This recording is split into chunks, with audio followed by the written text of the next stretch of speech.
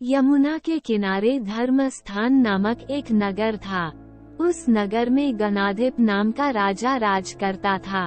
उसी में केशव नाम का एक ब्राह्मण भी रहता था।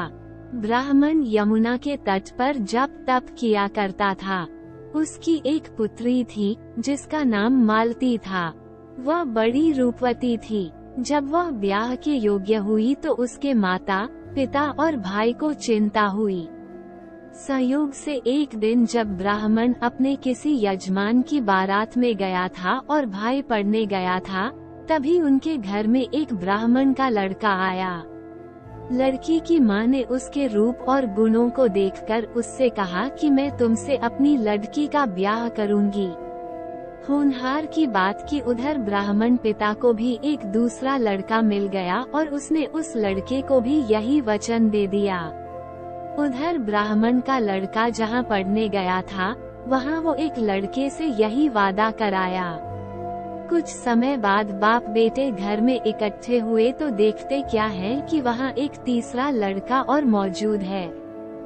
दो उनके साथ आए थे। अब क्या हो? ब्राह्मण, उसका लड़का और ब्राह्मणी बड़े सोच में पड़े। दैवयोग से हुआ क्या कि लड़की को सांप ने काट लिया और वह मर गई। उसके बाप, भाई और तीनों लड़कों ने बड़ी भाग दौड़ की, जहर झाड़ने वालों को बुलाया, पर कोई नतीजा न निकला। सब अपनी अपनी करके चले गए। दुखी होकर वे उस लड़की को शमशान में ले गए और क्रिया कर्म कराए। तीनों लड़कों में से एक ने तो उसकी हड्डियां चुन ली और फकीर बनकर जंगल में चला गया। दूसरे ने राख की गठरी बांधी और वहीं झोपड़ी डालकर रहने लगा। तीसरा योगी होकर देश देश घूमने लगा। एक दिन की बात है, वो तीसरा लड़का घूमते घामते किसी नगर में पहुंचा और एक ब्राह्मणी के घर भोजन करने बैठा। जैसे ही उस घर की ब्राह्मणी भोजन परोसने आई कि उसके छोटे लड़के ने उसका आंचल पकड़ लिया। ब्राह्मणी ने बच्चे से आंचल छुड़ाने की कोशिश की, पर बच्चा बार बार अपनी मां का आंचल पकड़ रहा था। ब्राह्मणी को बड़ा गुस्सा आया। उसने अपने लड़के को झिड़का, मारा पीटा, फिर भी वह न माना तो ब्राह्मणी ने उसे उठाकर जलते चूल्हे में पटक दिया। लड़का जलकर राख हो गया। ब्राह्मण बिना भोजन किए ही उठ खड़ा हुआ। घर वालों ने बहुतेरा कहा, पर वो भोजन करने के लिए राजी न हुआ। उसने कहा, जिस घर में ऐसी राक्षसी हो, उसमें मैं भोजन नहीं कर सकता। इतना सुनकर वो आदमी भीतर गया और संजीवनी विद्या की पोथी लाकर एक मंत्र पढ़ा। जलकर राख हो चुका लड़का फिर से जीवित हो गया।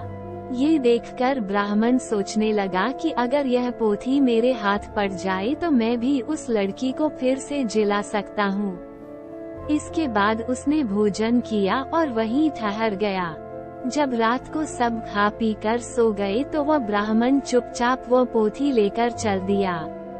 जिस स्थान पर उस लड़की को जलाया गया था, वहां जाकर उसने देखा कि दूसरे लड़के वहां बैठे बातें कर रहे हैं।